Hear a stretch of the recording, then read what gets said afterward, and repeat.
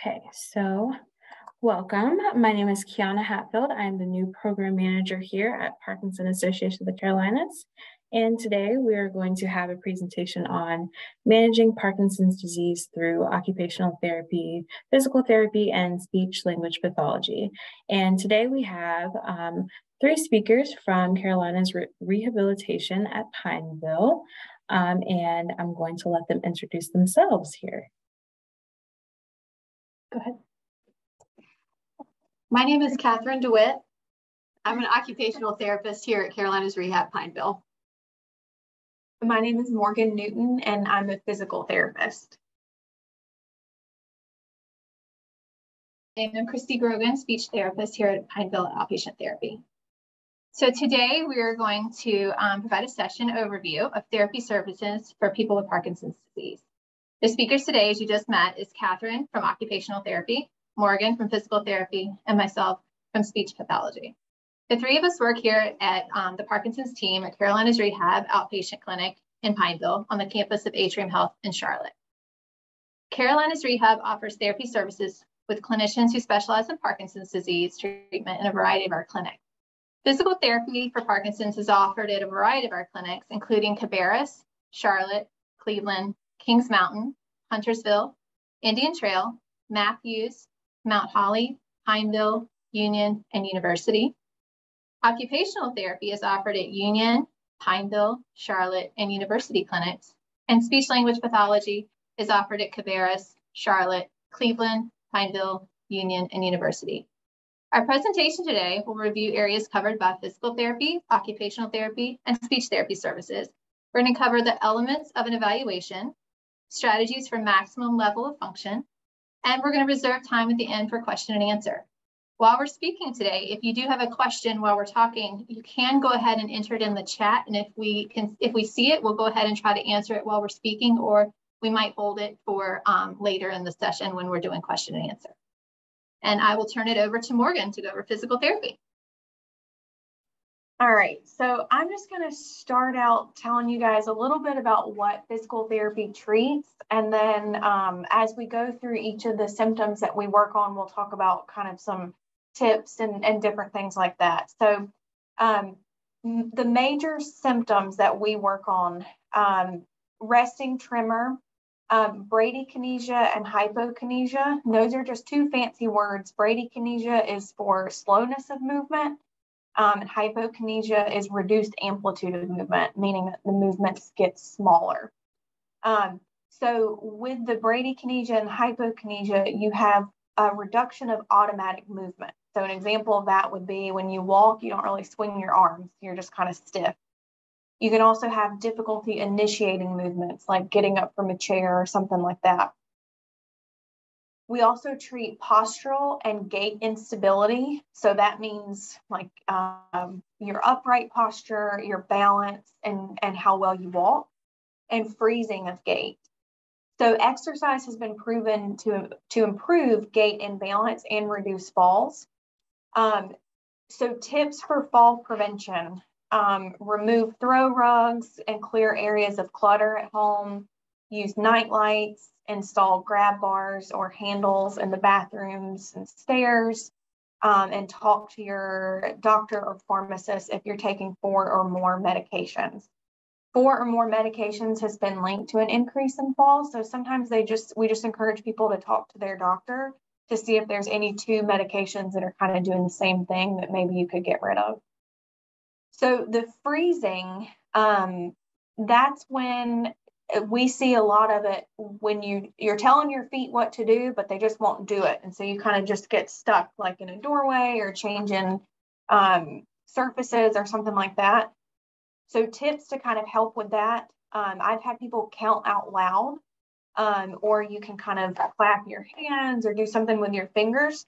The point is just to get your mind off of what your brain is trying to tell your feet to do, so that your brain is kind of distracted and it's like, oh, okay, well, I just need to move my feet, walk through this door. Another symptom is rigidity. So that would be stiffness in the trunk, arms, and legs. And this can lead to decreased range of motion and an increased risk for falls.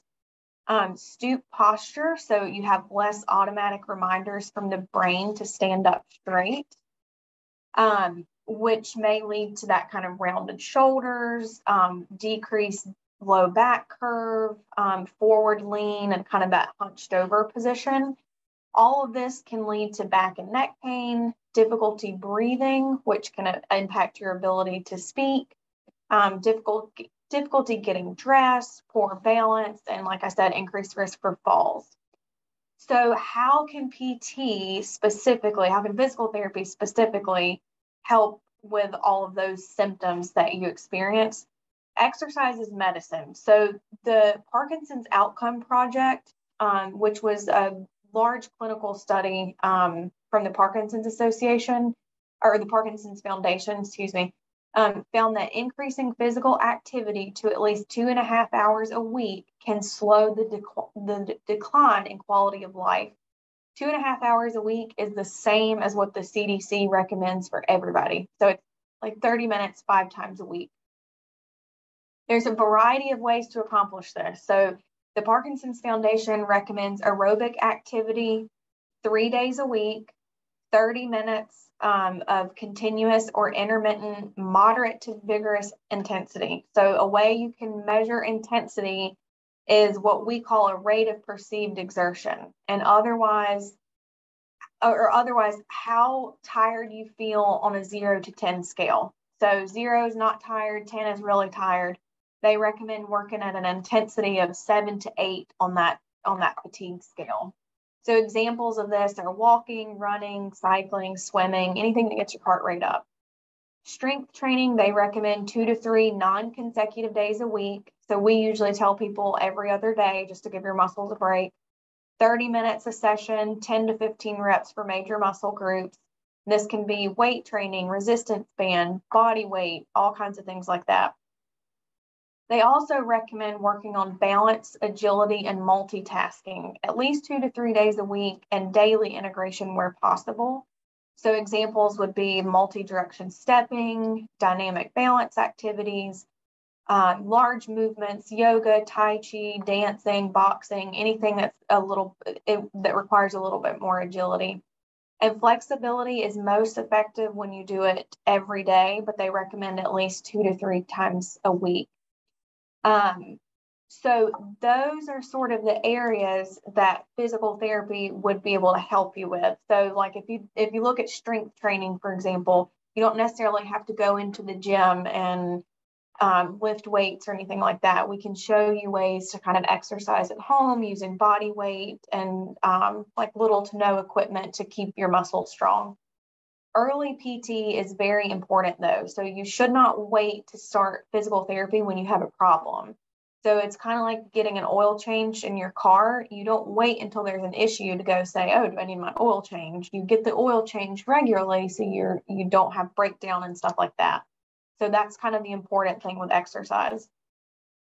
An example of how you can break down exercise throughout the week. So if you're looking at Monday through Sunday, you could do stretching every day. You could do aerobic exercise Tuesday, Thursday, and Saturday. You could do strength training Monday, Wednesday, and Friday, and then maybe have 1 or 2 days where you work on balance or agility. That's very generic, but the physical therapist that you work with can help you come up with what those stretching exercises would be. They're not going to be the same for everybody. There's not like a one-size-fits-all exercise prescription. One person might have really tight hamstrings. Another person might have really tight biceps or something else. So there's going to be different things that we would target with that. Some tips for getting started with exercise. First, you just want to be safe and make sure you see a physical therapist or your doctor before you start any kind of new exercise. Using a step counter just to see how many steps a day you get on average, and then trying to build up your activity level from there. Exercising indoors and outdoors, weather permitting, so you can change your routine up to stay motivated, and pick an exercise you enjoy, because chances are if you don't really like doing it, you'll find a way to talk yourself out of it. The other thing that our Parkinson's physical therapist specialize in is LSVT. I think we got to question in the chat about that. So no, this is not primarily.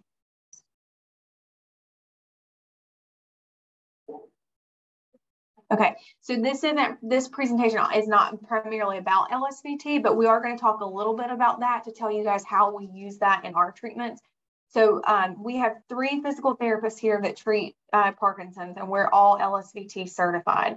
So for those of you who don't know what that is, it's a rehab program specifically for Parkinson's that focuses on making your movements bigger, because research has found that when your movements are bigger, it carries over more into balance, agility, and all that kind of stuff. So instead of taking those little tiny steps, we work on taking the bigger steps, so there's less risk of less risk of falling and that type of thing.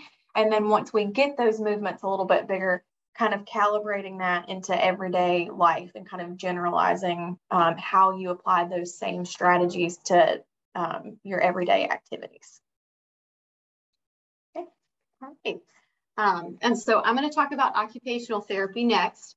So first want to just explain a little bit about what occupational therapy is and what we work on, because I think sometimes the term occupational can be misinterpreted for what it means in the context of our therapy. So I like to tell people that occupations are whatever occupies your time. And if an illness, a disability, a condition prevents you from participating in those things, that's what we really work on. And so in a lot of ways, we focus on meaningful daily activities and functional independence in those things, despite what might be going on otherwise. And so often people think of the basics like bathing and dressing, cooking a meal, basic things around the house. But we also look at fine motor coordination, how your hands are moving to tie your shoes or to button your shirt, to write a check or, a thank you card or something like that. We also look at vision because that, affects being able to read your telephone bill, or reading is a leisure activity for a lot of us. And so being able to do that functionally. We look at driving abilities, which I'll speak about a little bit in a few minutes. Functional cognition, as well as home safety and fall prevention. Although, as I'm sure you know, there's a lot of overlap between physical therapy and speech therapy, especially in those areas of fall prevention and functional cognition, because those 2 things do impact also the way that you participate in your daily activities. And then we also work with people on daily activity management, including making schedules, modifying routines, conserving your energy and kind of playing with your energy throughout the day to be able to participate as independently as possible. So Morgan talked about some of the basics with symptoms of Parkinson's. And so I just wanted to touch on some ways that those symptoms impact daily activities. So the bradykinesia, slowness of movement, can make normal routines feel like they're taking 2 and 3 times longer. So, feeling like it's taking so much longer to take my shower in the morning or to get dressed. Tremor obviously affects a lot of what we do with what you do with your hands, including eating, handwriting, fine motor skills, managing medications, fastening your jewelry.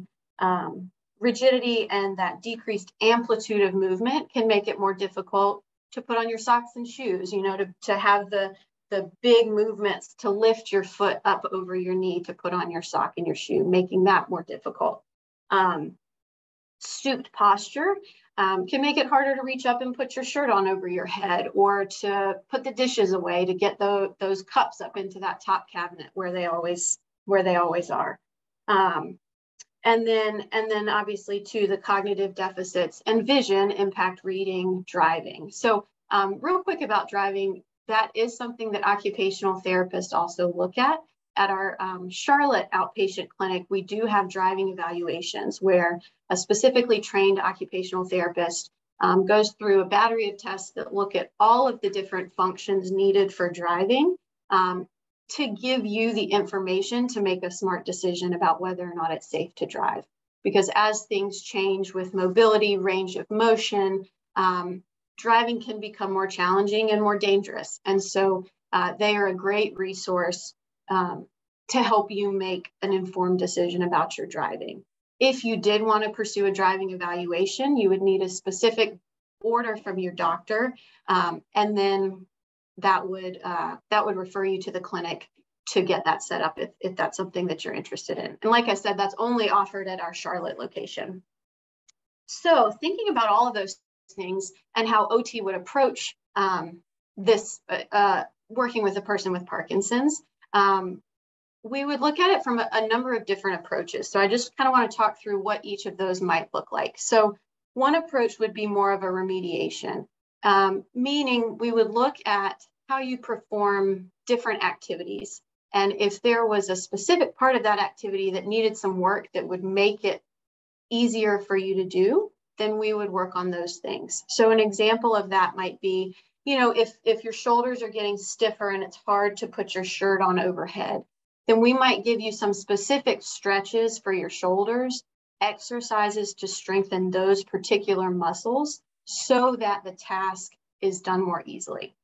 Another approach would be more of a compensatory. And this, I think, has a large part in working with our Parkinson's population, is thinking about how can we adapt activities, the environment, the tools that we're using to make them easier and keep you independent for longer. So adaptive equipment, some examples of that might be using a pump bottle instead of a squeeze bottle for your soap or your shampoo. Maybe using a shower chair or installing a grab bar, because that improves your independence and also decreases your risk for having a fall, because the bathroom is a high risk room in the house for having a fall. And so that's definitely one of the places that we would want to target, maybe modifying the environment to decrease your risk.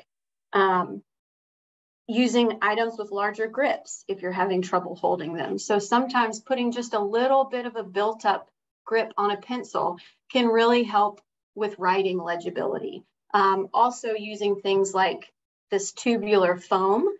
We use this a lot in the clinic because building up anything to a larger grip will make it easier to hold on to. So we use this for eating utensils, putting it on a wooden spoon. If you're using a regular toothbrush, although the electric toothbrushes are also great because they have the larger handle anyway, you could put a regular toothbrush into this and then have a nice cushioned built up grip to use. We also talk about modifying the environment. So we might make a recommendation that you sit down to complete your dressing versus standing up, or using a footstool to lift your foot off the floor. Maybe it would be, instead of filling your coffee cup up all the way to the brim to walk it over to the kitchen table, maybe getting a larger cup or only filling it up halfway. So it's less of a risk of spilling over the top. And then we would also look at prevention. So helping you maintain the strength and the independence that you have for as long as possible. So care partners are a really important part of working with people with Parkinson's, and we love for care partners to be involved in our treatment sessions to help carry things over at home, practice things, and also, help your loved one maintain independence for as long as possible. So from a preventive standpoint, we would work on maintaining your strength, your balance, and your coordination, giving you home exercises and activities to improve your level of functioning and then maintain that level. We would talk about home modifications that it might be good to go ahead and implement before there's an issue, like incorporating a non-slip shower mat or removing throw rugs, because those have a tendency to come out from under you if they're not really rubbery onto the ground. Moving frequently used items in the kitchen to a height where you have to reach up or bend down a little bit less. Sitting versus standing helps conserve your energy throughout the day. And then along that line with energy conservation and daily schedules, from a preventive standpoint, we might talk about scheduling your day around times when your medication has the most effect and performing the more difficult, fine motor, more challenging activities during those peak times with your medication. Also potentially scheduling extra time to complete tasks that are more challenging so that they don't get frustrating, because with stress, with frustration comes an increase in symptoms often. And then we might also make recommendations about mindfulness strategies, stress management, also to maintain calmness and prevent symptoms from increasing. I guess the other thing that we would talk about from a preventive standpoint, and you are all here, which is wonderful, we often recommend that patients are involved with local organizations, support groups. Knowledge is power. And so a lot of times we'll talk with patients and family members about making sure you have the knowledge about Parkinson's, about the resources that are out there, because you're not in this alone. So I'm going to turn it over to Christie, who's going to talk about speech therapy. We're actually going to take a quick pause. Morgan's going to answer a few questions that we see in the chat that are related to physical therapy. So it looks like the first question, sorry, I can't scroll up just a little bit. So stats tell us virtually every PD patient will ultimately have substantial back problems, and any remedial actions such as surgery will ultimately fail because the underlying symptoms such as postural and neck issues are never addressed. If you're talking quality of life, this is right at the top of the list. Pain is off scale high. What do you do in helping in this area? So that's a good question. So yeah, there's a lot of different things that can contribute to that overall pain, neck and back.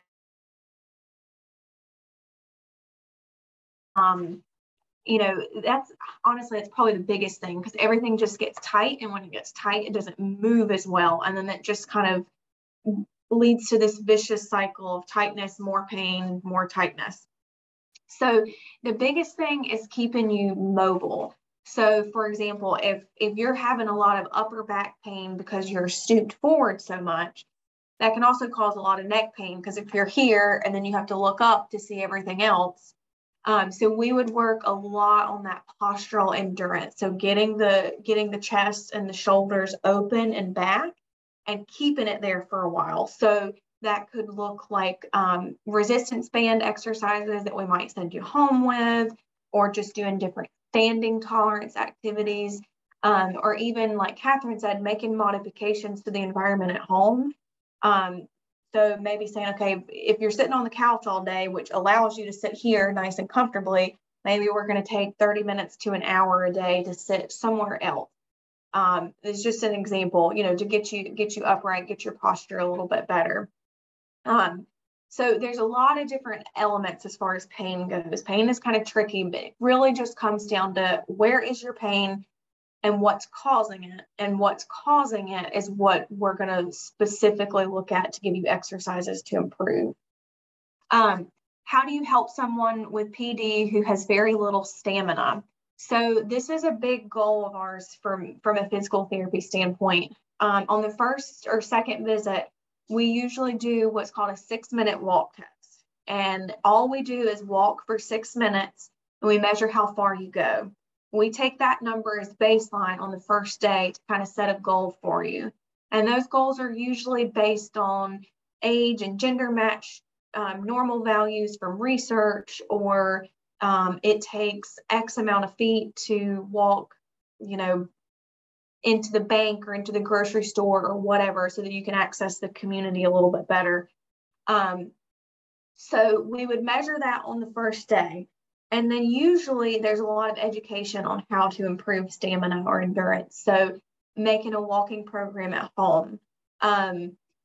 It can be as simple as walking 5 minutes at a time to begin with. And then when that feels easy, maybe we add 3 to 4 or 3 to 5 more minutes to it. So now we're walking 8 minutes or 10 minutes or whatever, and just gradually building that up.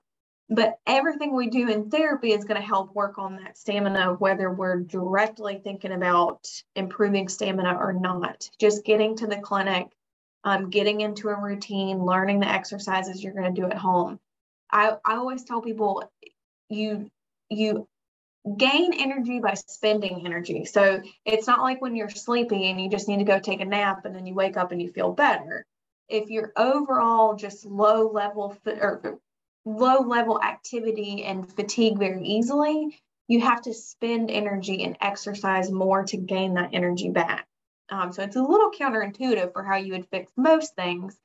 But the more that you practice stuff like that, the better you get at it, the better you feel. What specific exercises do you suggest for improving balance? We have talked about standing on one foot and making movements with your arms, like throwing a ball, doing this near a wall for stability while watching TV. What else do you recommend? So there's like a laundry list of things you can do for balance.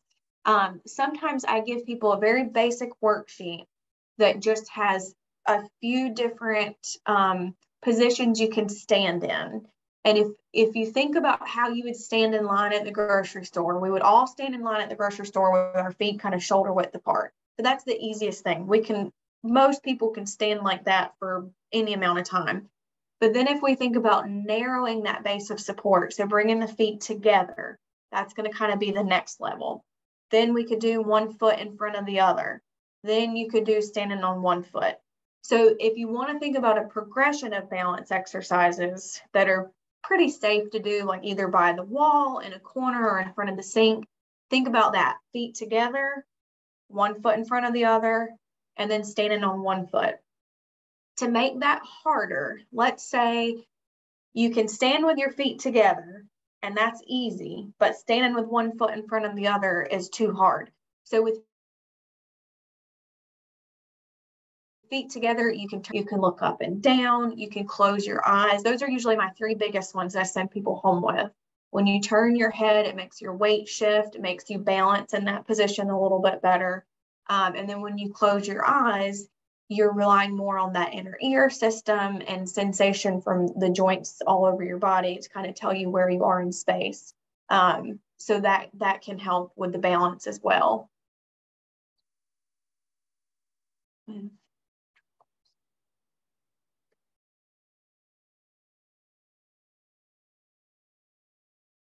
I don't know, that might be a doctor question. So the question we just got is, I was just diagnosed with truncal abdominal dystonia, which is incredibly painful when my carbidopa-levodopa isn't working. Any suggestions? Might have to defer to the doctor on that one, because that sounds like more of a medication management. We, of course, can work on core strength and things like that as far as therapy goes, but the pain aspect of it, that might be more of a question for the neurologist who's managing that medication, if that makes sense. Yeah. Okay, so I'll hand it over to Christie now.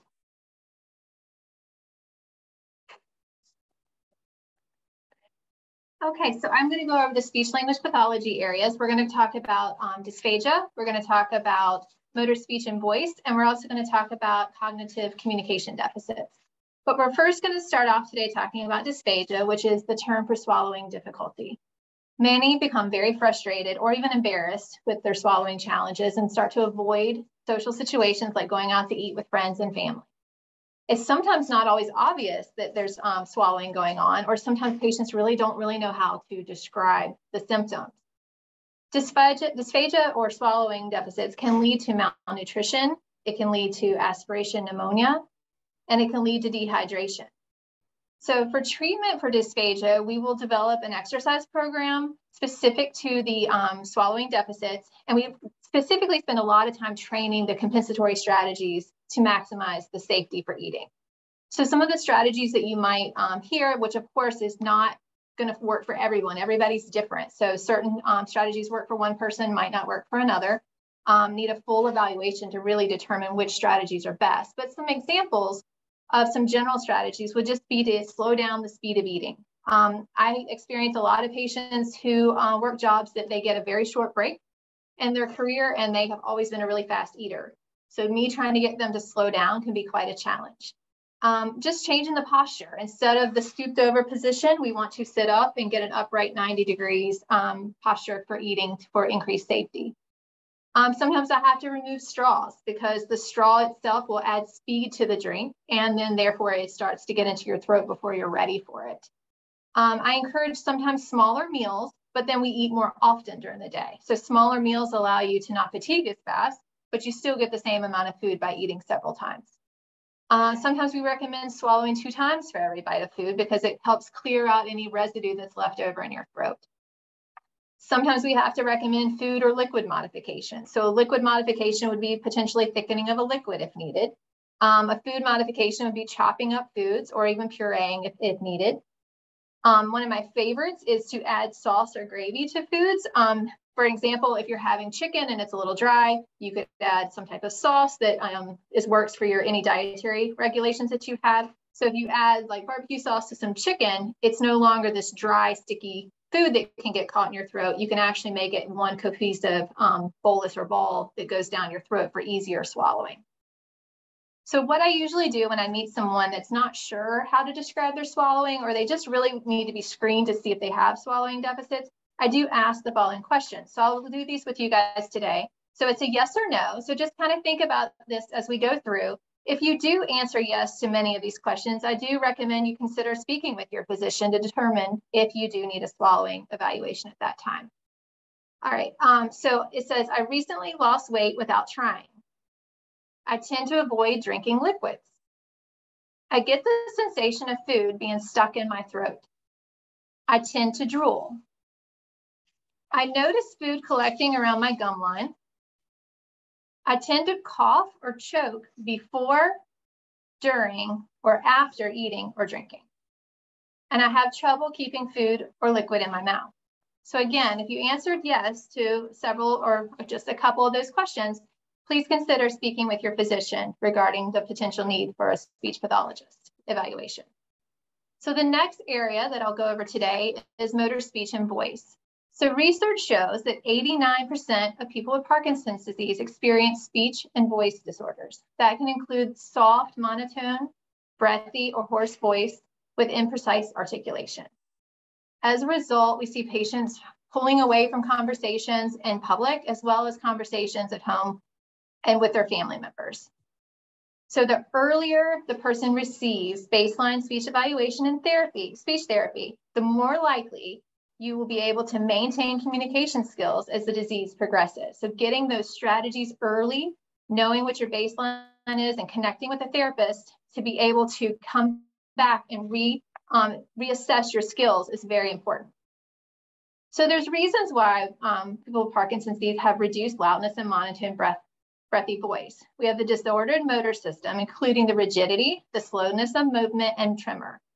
These problems with the muscle activation can result in reduced movements of the respiratory system, like reduced breath support, your voice box for reduced loudness, and articulation, which is your reduced speech clarity. The one that I focus on the most, to be honest, is the change in the sensory processing related to speech. So many patients are not aware that their volume has dropped. They still feel like they're speaking like they did 10, 15 years ago.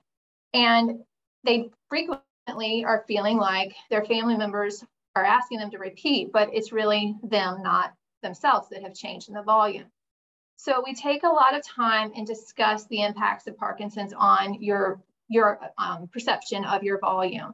And many times as I ask patients to increase their volume, they then feel like they're screaming. So we have to work on recalibration of that volume in order to determine the best, most comfortable volume for certain settings. In that particular setting, I'll skip to a little bit of treatment in this little spot, but I do speak with the family members heavily at this point. And we establish a system where the family member agrees to never let you yell or scream or be inappropriately loud in a certain situation, so that when you go and you're loud and your body's telling you, hush, you're too loud, your family member's right there to say, no, you're doing great, keep going, so that it's more confidence and you feel like you have more of a safety net. So clinicians will use programs such as the Parkinson's Voice Project Speak Out and the Lee Silverman Voice Therapy LSVT Loud to improve the vocal volume, speech intelligibility, and communication skills in the functional environment. I actually am certified in both, and I use both pretty often. I think I see a question. The LSVT Loud program for speech therapy is awesome. Okay, great. Yes. The difference between the two, they're both very, very similar. One of the perks to the Speak Out program is you actually, by working with a therapist that's certified, you get an entire workbook of the exercises and you're able to follow along at home and perform those exercises as well. For the difference between the two, both programs have their perks, and I basically meet my patient and decide which one meets their needs at the most at that time. So family members are frequently asking me for strategies to maximize communication with their loved one. And I provided a list here, and I just wanted to go over it. Some of these work for some folks, and this is a variety of levels of strategies that I gave. But one thing, no matter what the level, is face-to-face communication is always best. If you're looking at someone, they can see the nonverbal communication, and they're really able to communicate for you as well as you communicate with them with a little bit more ease. Sometimes we need to just do simple yes and no questions. I always encourage families to repeat what you understood. Ask for repetition using strategies of what was learned in therapy sessions. So example, if someone's working with Speak Out, the key word in that program is intent. So the family member could say that for me again with intent and using those key words. Or with the LSBT program, you could say that loud for me, please. We also will write things out, use gestures. Another one that is good for anybody, no matter what's going on, is reduce the background noise and distractions.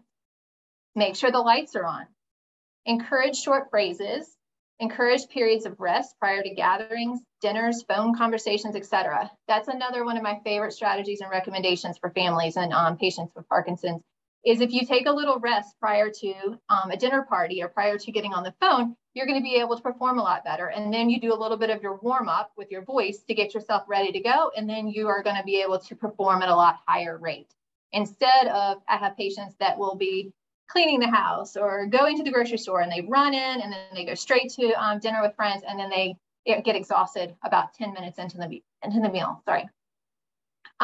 Another favorite is establish the topic before the conversation. So if you know the topic, you're going to be able to fill in the gaps if any type of communication breakdown occurs.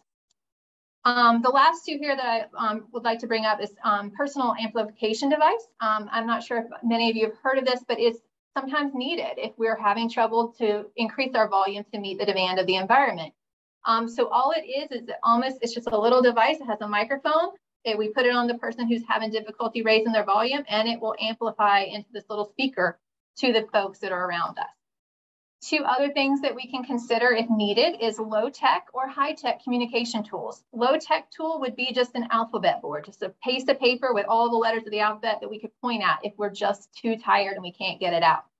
A high-tech communication tool would be something that you would absolutely need a speech therapist to help guide you on if it's needed. And to purchase that sort of thing, you would need to go through the speech pathologist to order it. But there are some apps that are high-tech that you can get in your Google store or your Apple store. So like I did for the swallowing section, you can also ask yourself some questions to determine if you need a voice or speech evaluation. So some yes/no questions again to help you determine if you need to potentially be seen by a speech pathologist are the following. It is difficult for people to hear me. People have difficulty understanding me in a noisy room. My voice difficulties restrict personal and social life. I feel left out of conversations because of my voice. My voice problem causes me to lose income. I feel as though I have to strain to produce voice. The clarity of my voice is unpredictable. My voice problem upsets me. My voice problem makes me feel handicapped.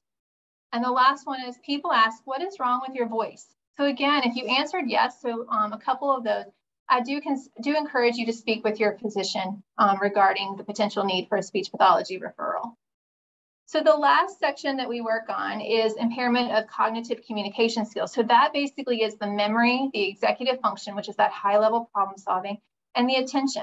So these deficits in these areas will affect your safety and independence with activities of daily living in the home.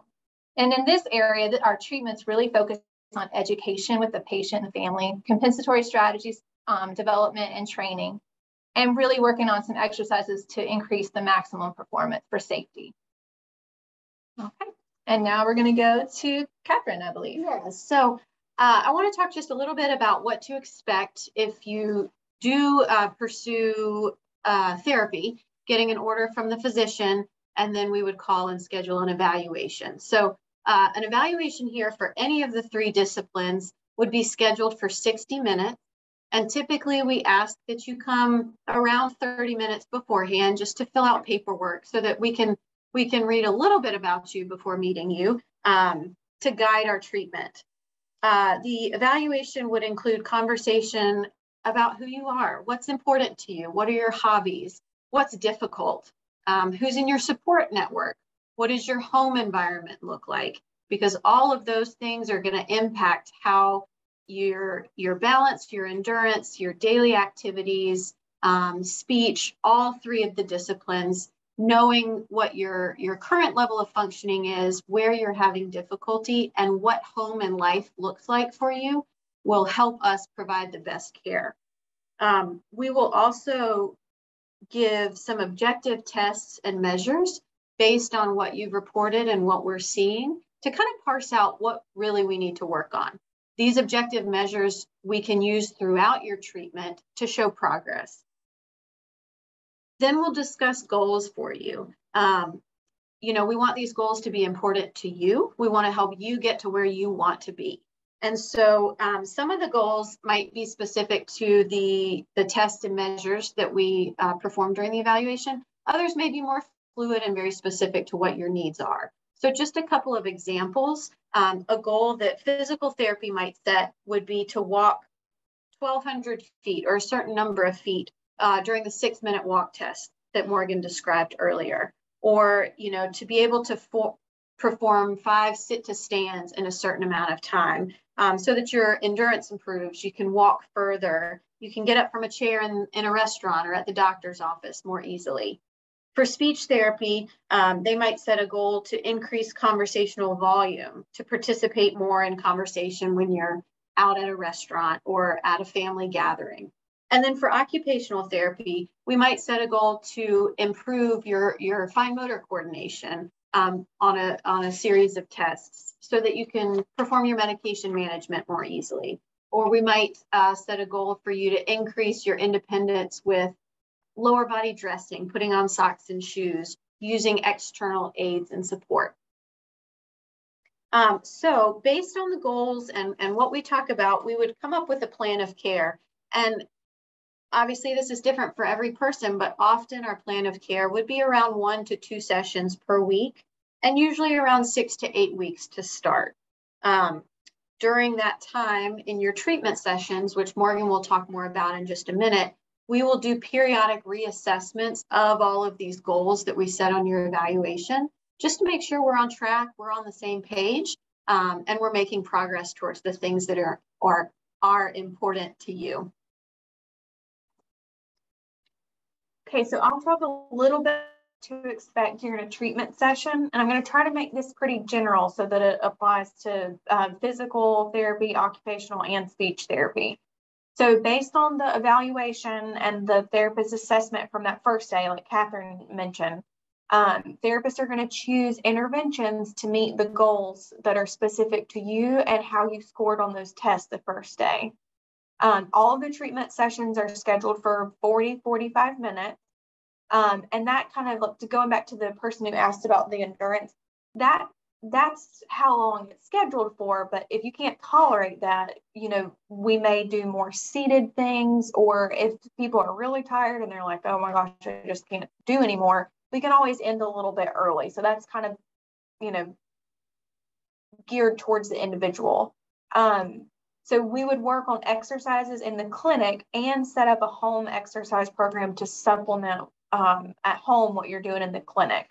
It's 9 times out of 10 more important what you do at home than what you do in here, because you're at home more than you're in here with us. Your therapist can modify interventions as needed within those sessions and then provide updates to your home program as you go. One thing that we always like to point out is that Parkinson's is a lifelong diagnosis. So it's not like somebody who breaks an ankle and they're trying to just recover from that, right? So when you're done with therapy, it doesn't necessarily mean that the work is done. So we make sure before you leave that you have a finalized home program that you know what to continue with. And in some cases, we can give you some ideas of how to progress things as things get a little easier. And then once you're discharged from therapy, it doesn't mean that you're done forever with us either. You can always come back if there's some kind of change in your status, for the better or for the worse. We do try to call patients in physical therapy at least like 2 to 3 months after we've discharged them, just to see how they're doing. Do we need to get back in and kind of do like a little tune-up, or are they good to go with their home program? So that's all we have. So we can open it up for questions. There was one other question in the chat. Do you recommend sports such as pickleball, golf, tennis, or bocce ball? And any cautions like moving backwards on the pickleball court? I guess we can both kind of speak to that. I think it really depends on the patient. Like there are some patients I meet that I'm like, okay, let's not try to introduce like pickleball right now as a new activity. But I have a lot of people, pickleball is becoming more and more popular. I have a lot of patients that play pickleball. They want to get back to that, or they want to get back to golf or tennis or whatever it is. So it really just depends on the patient and their functional level. That might be a good thing if you do have the physical therapy or an occupational therapy evaluation to bring up and say, okay, based on my function and based on what you see today, is this something, you know, safe for me to participate in? As long as you're safe, go for it, because movement, the more you can do, the better off you're going to be. So yeah, that's kind of depends, but I don't know if there's anything you want to add. No, I would agree. I would agree with that. The only thing I would add is that, you know, if it gets to the point that one of those things, pickleball or golf, any of that becomes unsafe, then we could also talk about, you know, if that's something that you really enjoy doing, then we want to help you figure out a way to keep doing that, even if it might look a little bit different than you did it before. If it's something that you're motivated to continue participating in with some adaptations or a different approach, then we could certainly practice those things here, talk about how you might do that, and go from there. Let's see. This is not recording. Oh, okay. Gotcha. Other questions?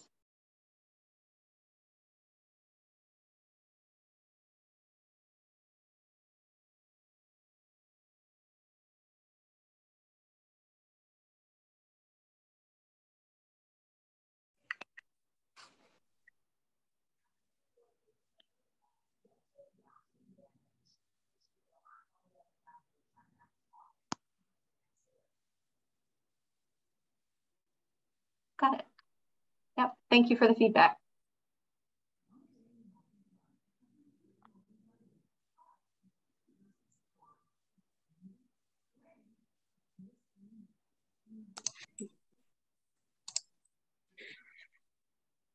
Okay. So, do you have the list of what's available? Yes. So for the Huntersville, physical therapy is offered at Huntersville, and that's actually it right now, but University Clinic does offer all 3 services. To answer that question. And the question, how do you motivate the unmotivated? That is tough. A lot of it does come down to, you know, the patient wanting to see progress.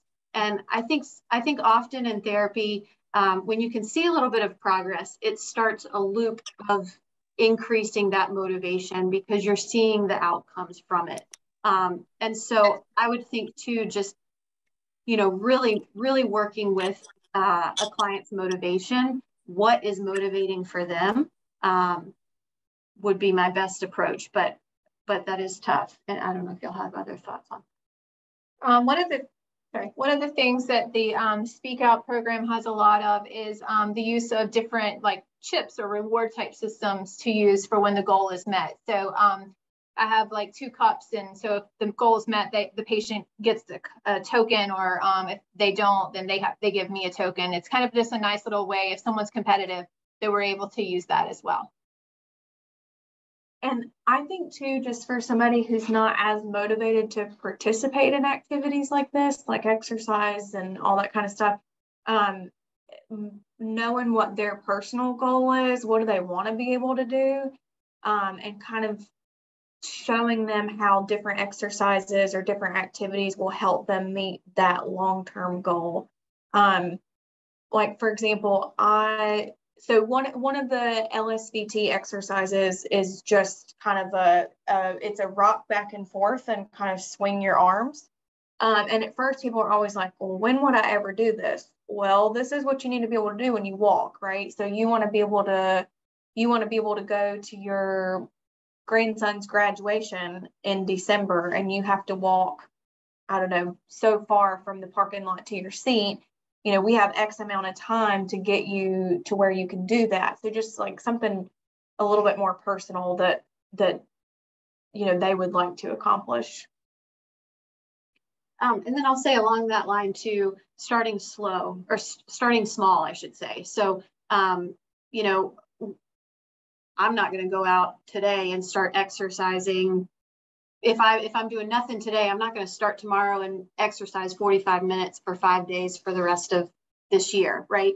And so thinking about starting small, if really what we're working on is fine motor coordination, then it might be something like doing 5 finger flicks before you eat your meal, and just working in those very little things that take almost no extra time or effort, and then building up from there. But starting to work those things into your daily routines very incrementally, I think, is also a strategy that can help. And ladies, I don't mean to interrupt. I'm just going to answer some of these questions that I saw pop up. Is there anything available in Raleigh? Now, these ladies are my Charlotte ladies. So if you guys need any resources for Raleigh, you can call our support line and we can try our best to find anything for you, which goes along with, are there any support groups in the Triangle, Raleigh, Durham, Chapel Hill area?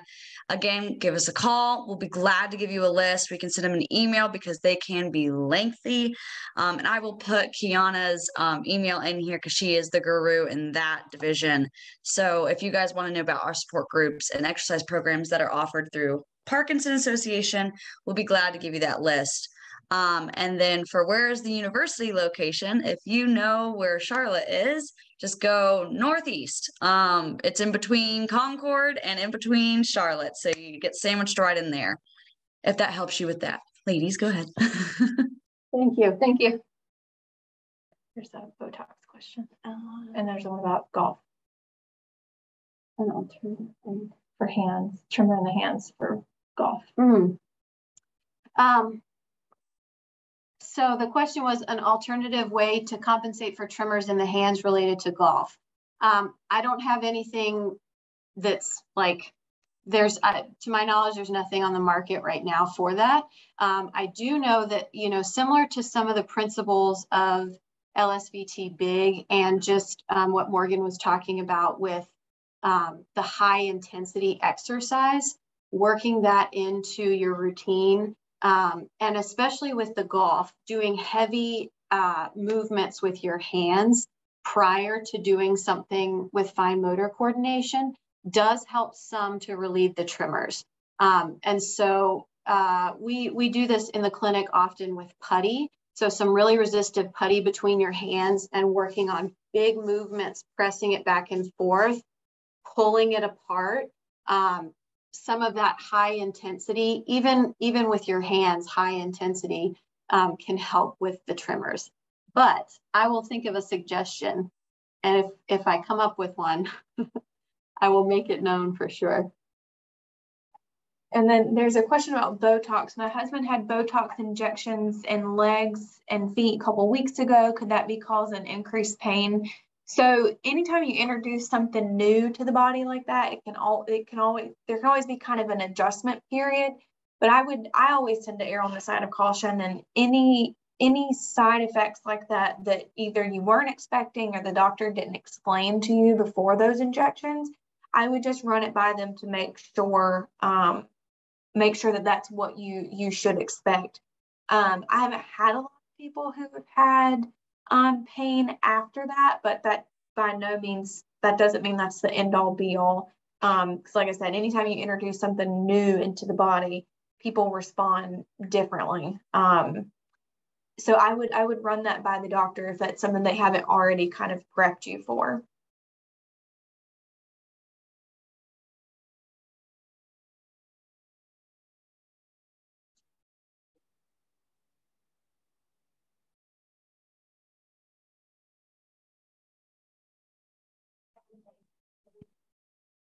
Sorry, I was having trouble unmuting myself there. So we are nearing our end here. So I want to say thank you all for joining us. Thank you, ladies, for the lovely presentation. I hope everyone found it as helpful as I did. And as Sydney mentioned earlier, if you have any questions for us specifically, contact us at our office number, or you can email me, and I put it in the chat there so you all can reference that. So if you all don't have anything else, I believe we can go ahead and wrap it up here. And I think the one last question was, what group are we with? I think is how I'm reading that. And so we are all with Atrium Health, with Carolina's Rehab in Pineville. And so we'll stay on if there are any other questions. But before we get off, thank you so much for having us, for letting us come and speak. We've really enjoyed this, and we're looking forward to all of it. So thank you. Yes, thank you. Thank you, ladies.